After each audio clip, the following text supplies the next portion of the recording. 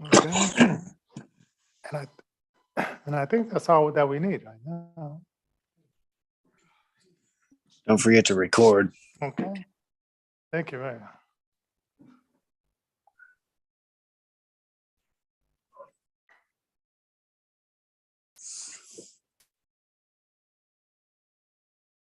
My laptop. Oh, God. Oh, everything's hit me at the same time. Okay. All right. Thank you very much. Bye. So my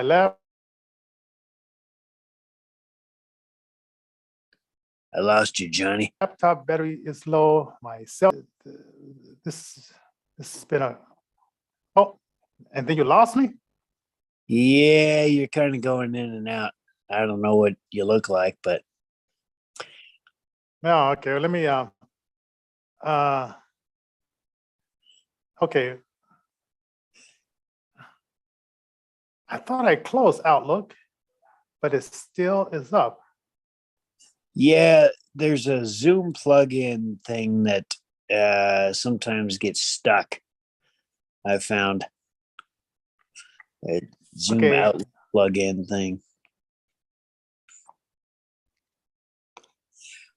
Well, Johnny gets this Okay. figured out. I'll just say welcome everybody to Intervision FM. This is Tuesday, and we've got a packed show.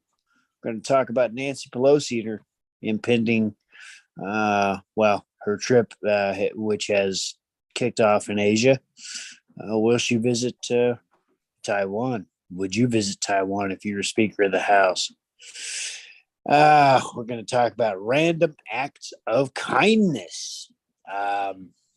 What was the first age that you remember doing a random act of kindness? What is a random act of kindness? Why do you want to concentrate on doing those kinds of things? Richard Damiano is the one of the sponsors who is helping us with the show. He is a corneal specialist running out of Littleton Eye Clinic. Vision is important, so check them out. And, vision's awesome. We also got who else? Christian Brothers Moving Company. They have offices in Denver, Phoenix, somewhere in Texas, I've heard. So if you want to get your moving needs taken care of, why, that's how to do it, folks. And that's where we are with that. We've got a couple of other topics as well, right, Johnny? Are you there, sir? So I guess, all right. So we got a couple of other topics as well that we'll be covering. While I'm waiting for Johnny to come back here. Are you there? Okay. All right. All right. Where do you want to start? Well, I guess the question is, shouldn't Nancy go to Taiwan? I guess she's landing there. I guess they're ahead of us. She's landing there Tuesday. And you sometimes wonder, is this just a game between, because like Biden is and his son is totally in the pocket of China. And, for them to say, well, if Nancy comes to Taiwan, we're going to arrest her because we want to put our thumb back in the neck of Taiwan and pull them in. And then, of course, she still goes, and then that shows like, America's being strong against America. But then before Trump got in there, America was pretty much, licking China's ass as far as like in trade, everything else. So do you believe this show of muscle by China, or do you just think it's a mirage just to make us think that America is stronger and then plus we have all these people from the government infiltrate our colleges, buying up American land. Let's see, what else? And who was that guy that was in the Senate that his girlfriend was Fang Fang? Um, Oh, Eric Swalwell. yeah, Swalwell. So, Well, oh, wait a minute, somebody uh, wants we're- to comment on Innovision FM. Did you see that? I haven't. No. Yeah, okay. That Anyway, across your make a YouTube feed, right? yeah, make the comment. Um, I don't know if we'll see it or not. Yeah. Let me log in there. I'll be right back with you, folks. Yeah. Go ahead. So While I take a okay. look. So we got all these distractions with the monkey pox and also so they're going to try to rip up that. Let's see, it's 99 days before the midterms.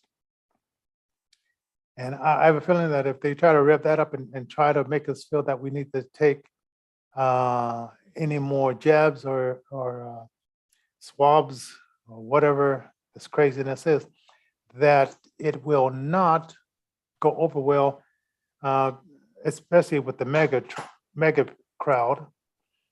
And you might, get the weaklings that are on the left and the liberals to go along with it because they love virtual stands and things of that sort. But as far as the rest of us, I don't think so. So I think you're absolutely right on that. yeah.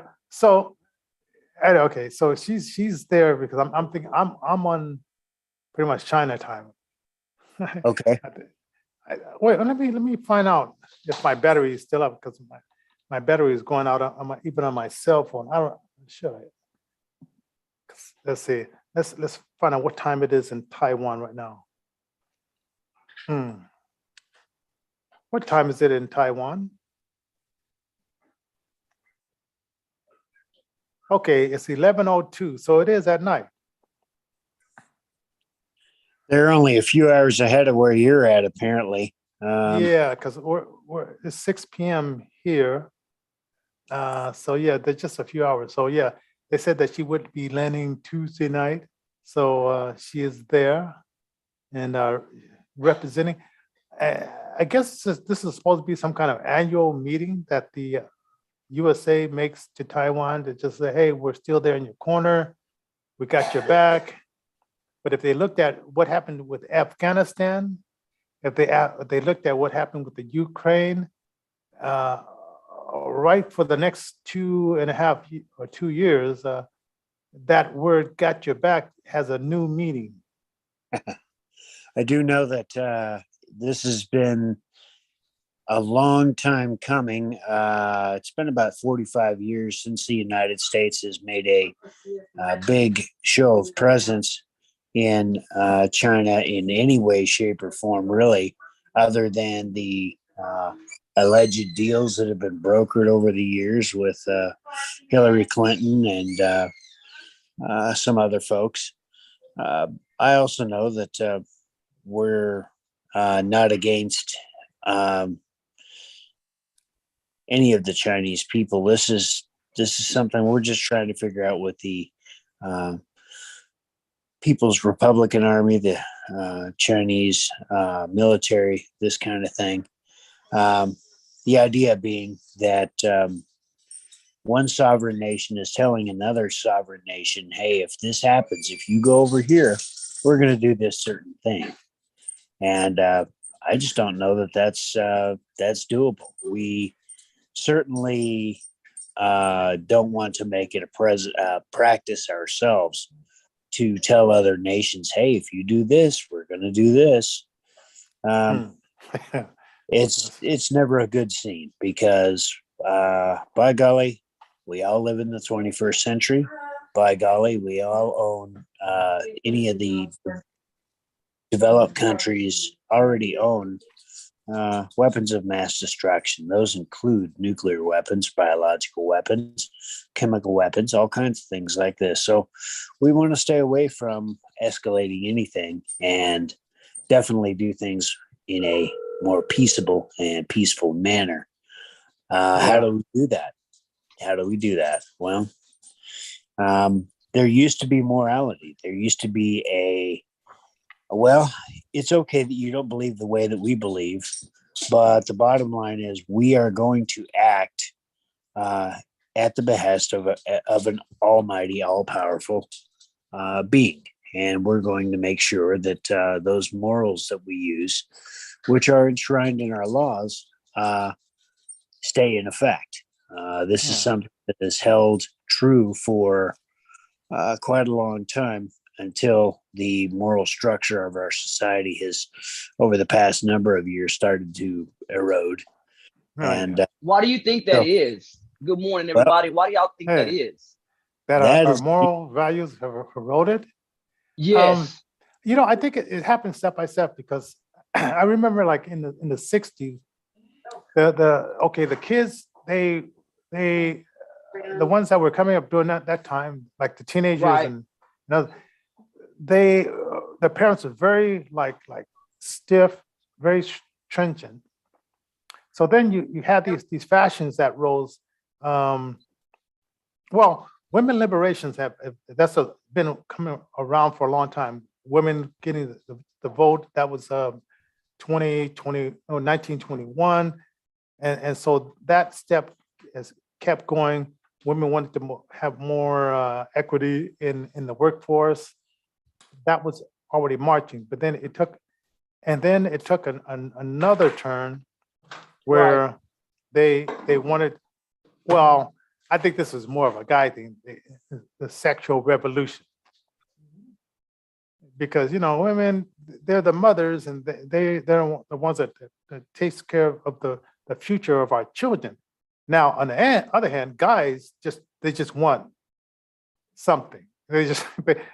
I can understand the way a man thinks, because yes, I'm born a female, but I couldn't live in the eras that you mentioned, because I know this may sound weird, but I'm glad that the sexual revolution happened, because for me, it gives me an opportunity to express myself as a female, meaning you're able to do things that you couldn't do back in the day. And for me, this day and age is more modernized, and women are not told that they have to be in the house all the time. And my grandmother was ahead of her time. She said, if it doesn't make money, it's not going to make sense. In other words, I'm not staying in the house if it's not going to pay my bills. My grandmother did do those things, but my grandmother also wanted money. So I think the factor that money, the way that money is accessed today also has something to do with a lot of the morals, because people want money and women want money. And a lot of women now are willing to do what they can do to get it. And that's why I think you see a lot of women too working in these strip clubs, working in places that they wouldn't have done back then. Am I right or wrong? Well, that's and it was more.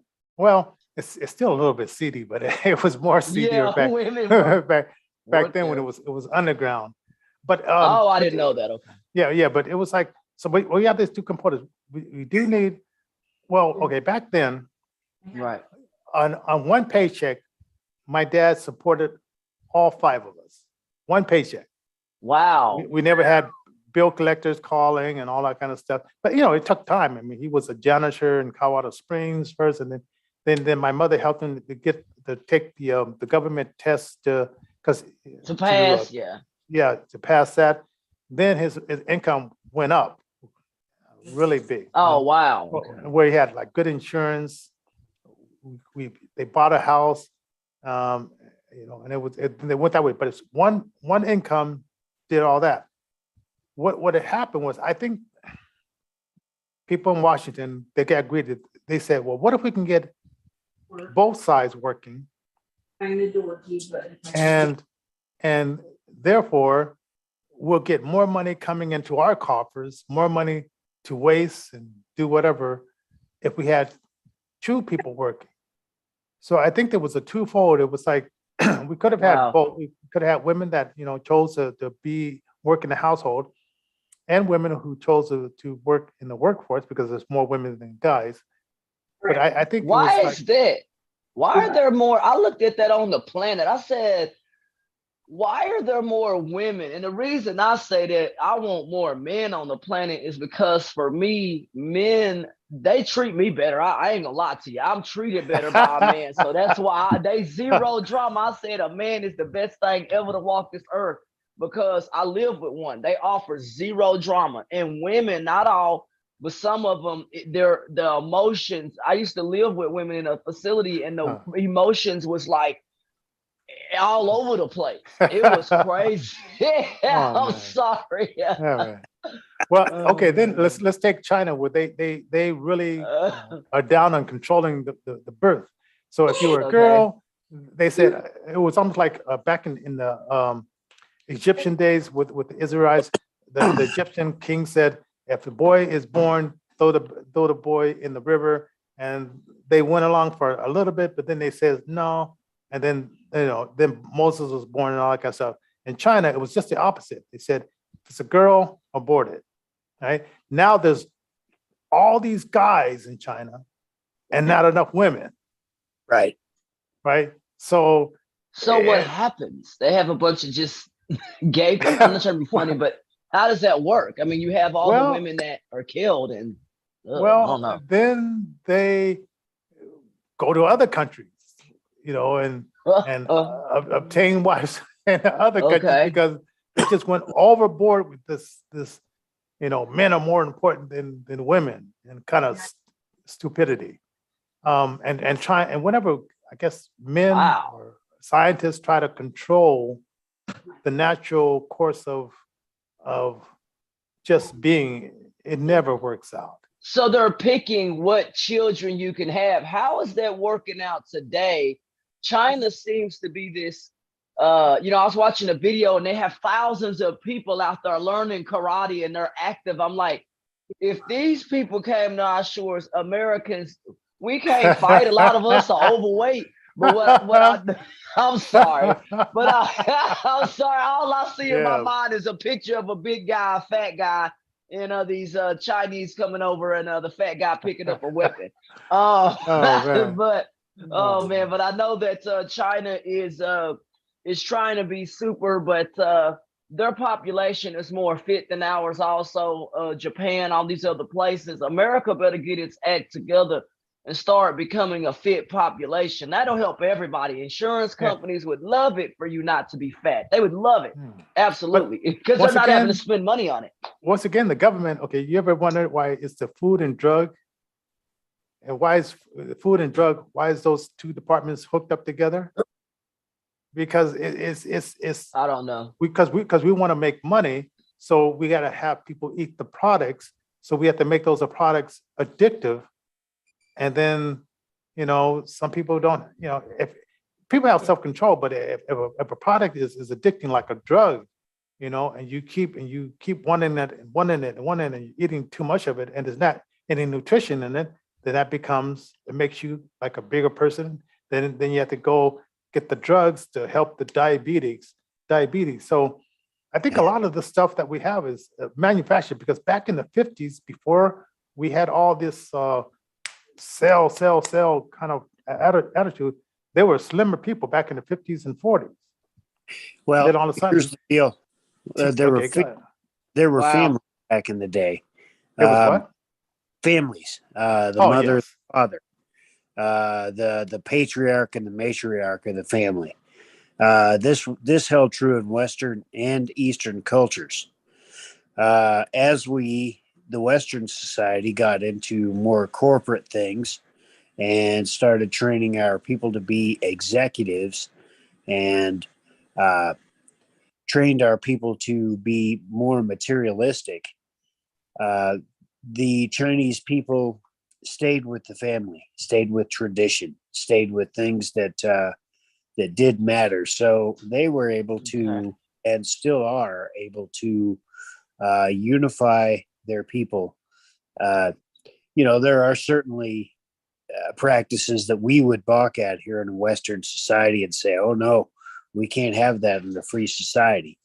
But also within that family unit and that, togetherness, that type of attitude and mentality, certainly there was an overlarge population growth, so they had to limit who could have kids, how many people could have kids, what kind of kids would be kept, this kind of thing.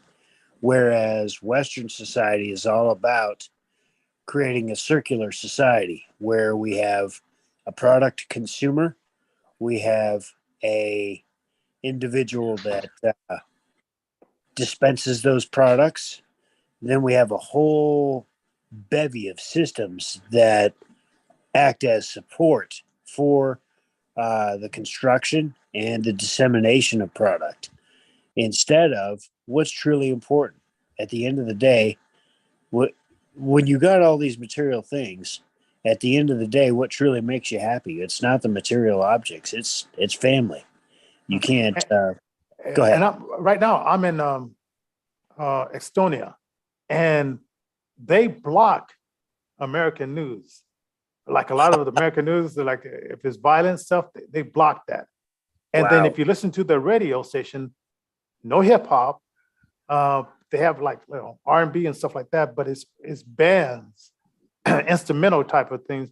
And they talk about love and this and stuff like that. But they on their radio stations, you don't hear this stuff about gangster this and gangster that. No, I mean, they really well. And then I would tell it. Yeah, go ahead. And they ban this kind of music because it's it promotes violence, and a lot of countries are doing that. I like rap music for say because I like it. I mean, if you're adult enough to listen to it, then maybe that country should have it where it is late night hours, like when Soul Train would come on. They have certain hours that the music can be played. So instead of banning it, allow it to be played, but allow it to be played at certain hours of the night when kids are not awake, right? They should be in school at 1 o'clock. They shouldn't even be up at 1 o'clock in the morning, 12 o'clock at night. What are you doing? So yeah, that's what America, we used to do that. But yes, we don't. And then when I was in Moscow, they had this movie, and I love watching like foreign movies. So in this movie, this lady, she for some reason she got separated from her husband. She had to make money and somehow, and then she became this famous singer and stuff like that. But then then her husband, he got better, and instead of keeping that career, she went back to the family and just passed all that stuff away. Said, no, I'm going to go back to my family now. My husband is well. He can work now. Now, I looked at that movie and said, that would never happen in an American movie, because they would say, forget him, better, get better or not, continue on with your career, become a superstar. Wow. And so to tie it all up, what would it be like? Love your families, love your neighbors, love your friends. Try to practice at least one random act of kindness per day. Is that the answer? Is that the way to turn this thing around then, Johnny? Yeah. I found this story. Yes. It just caught my eye. I guess it was this 3-year-old that would see this trash deliverer come to the neighborhood and pick up the trash. Great. And so I don't know where she got the cupcakes. Maybe her parents bought cupcakes. So she would bring out a cupcake to the trash man, give him a cupcake, and he would sit there and eat it and say, wow, that's really nice. Somebody's giving me a cupcake, like it's like a tip, for doing my job. Right. And I thought it was kind of cool that at the age of 3, this little child was learning, she could have said, hey, this is my cupcake. Right. This belongs in my tummy. But instead, she's sharing. She gave it to them. She gave it to this guy who's, picking up the trash. Wow. I think we should all do that. I mean, kindness goes a long way. There was a guy at our church just this Sunday, and he was knocking on the door, because he was hungry, right? So when church let out, they essentially help them out. Some churches have massive food banks, right?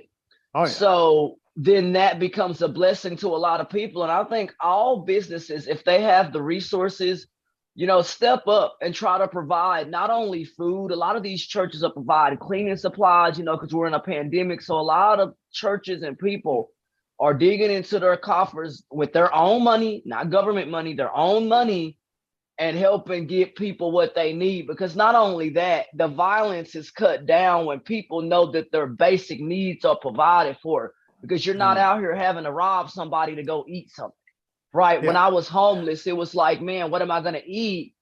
And that becomes really tough because you can't just walk up to the refrigerator and you have food. So I can vouch for a lot of the homeless people. It's really hard. In Aurora, we have a governor who just became governor in Aurora, and he wanted to find out what was really happening with the homeless. So he became homeless, and he would check out, like, the different camps and the people in kind of undercover. Shelters. Wow. Yeah. And he found out that restaurants, they would come out and they would feed them, in Aurora and stuff like that. I don't know if that happens in other places. Yeah. And he found out that there were certain fashions and there were rules within those camps. Somehow there was a division because of people that stayed outside with the tents. They thought they were this set, and then the ones that went in the shelter, they thought that they were this set. And it was kind of weird how the two communities kept themselves separate. Why would that be? I mean, you would think that the two communities would try to help each other. There's an agency out here called Our Calling, and Our Calling is a ministry. They try to keep their doors open for people, and it's a great thing. We need more of that, especially in Texas, man. People are dying from the heat. You can't go into certain businesses and sit around all day. So you literally have people collapsing out here in the heat because these restaurants and businesses aren't going to let you sit in there all day. So where do those people go? McDonald's here in Denver. There's an army of people in McDonald's, and they can walk up to the McDonald's thing and they give them free food. Now I don't know how long that's going to last, or how well that works. I don't think that's going to. Wow. But free food. Yeah, man. I said, should we do that? So I said, no, but we wouldn't. Wow. But it's I thought it was fascinating. And then if they get on the buses, they just say, I don't have any money, and the bus driver lets them go. Now, let me tell you something happened here in Estonia. People, the Parson people out who were part of that Ukraine war. So there were some teenagers, and I guess this guy decided, well, let's see if we can hustle people and get over on their kindness. So these girls, they were like 17, probably 17, 16. They went to this Uber driver and said, we're hungry. And he said, hey, get on. I'll take you to a restaurant and I'll buy you food. And they said, no, we want $5. He says, wait a minute. So are you hungry or do you want $5? Because I'll feed you, but I won't just give you money. And then they got out of the car, and then he saw them go over to this other car with this guy there, and the guy was cussing them out because they didn't get the $5 or the €5 or whatever that, money. Right. Yeah. And I said, man, even in this kind of situation, the scammers still find a way to scam people. And it's sad. And that's why a lot of people, they don't give money no more, because I was watching something on Dateline, man, and they saw this dude walk he got a car, he was dressed homeless, had holes in his clothes, and they saw this dude get into a Mustang and drive off. How are you able to afford a Mustang and you supposed to be homeless? That's not new. That's not new, but the answer is not to give up. The answer is not to yield ever. And the answer is to always love your neighbor as yourself. Right. It doesn't matter. Let the scammers scam. Let the evildoers do their evil. They can't help the way that they're made any more the way that we can help the way that we're made. And it's close to the end, folks, meaning to the end of this show. and we do have to wrap it up. But the one thing to remember is to keep striving, keep going forward, Right. keep moving forward. Don't ever give up, because once you start that road of, oh man, life really sucks, well, then life does begin to suck, because you see, the mind is the playground of our thoughts, and our thoughts shape our realities. And if we think that things will be okay eventually, we're going to think of a way to make things okay, and our bodies then achieve that we think about. So anything that our mind conceives, our body achieves. That's just the way it is. And so it's either garbage in, garbage out, or it's good stuff in, good stuff out. It's really up to us, folks. Yeah, that's right. And then and don't stop doing the acts of kindness, because that's what I usually do. Somebody asks me for money, I say, hey, I'll buy you some food at the Subway, but I'm not going to give you money. And I usually donate money to. We have a thing called Step Denver here, where they invite these men in who are homeless, and they say, okay, we're going to help you get off whatever drugs you are on. We're going to get you a job, and then you're going to pay rent here. Then we're going to help you save money, and then you're going to proceed on out on your own. Now, they're not supported by city and county of Denver. City and county of Denver, they want to keep them pretty much begging for money. But Step Denver says, we're going to progress and get you out on your own, because you fell on hard times. We're going to get you past that. So I'll give money to that organization. But there's a lot of government run organizations I will never give money to, because their thing is to hand you a fish, not teach you how to fish. So Step Denver is a kind of teaches you how to fish. And so I like those organizations like that. Right.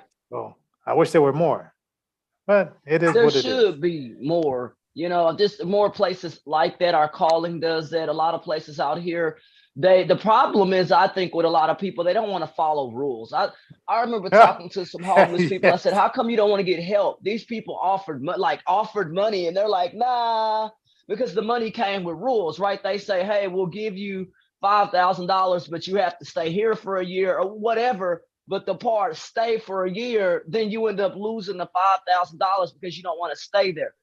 The problem is, we have to get people to want to get off the streets, because you have too many, I guess, that like living like that. How do you solve that problem of them, the people who like to live that way? Yeah, I'm going to do some more interview with these people, because I need to find out. Because I know this one girl, she had a really negative attitude, and she said, well, her mother didn't like her, and her mother wanted to push her. Her mother probably said, I'm tired of feeding your grown butt. How old are they? Well, how old are they? Well, this lady, she was about 19 when her mother said, hey, enough, But she definitely had an attitude. Yeah, she definitely had an attitude. I mean, her mother probably didn't want her attitude in her house, and that's the way it is with a lot of people, man. A lot of women, not all, but man, they snap at you. I had this woman get mad at me for absolutely no reason. I'm like, why do you not like me? She said, just because. What did I do? And that's the difference between a man and a woman. A man gonna straight up tell you, hey man, you did this and this is why. But women, they will not tell you why they mad at you. And that is why I don't live with women. I only live with a man. All right.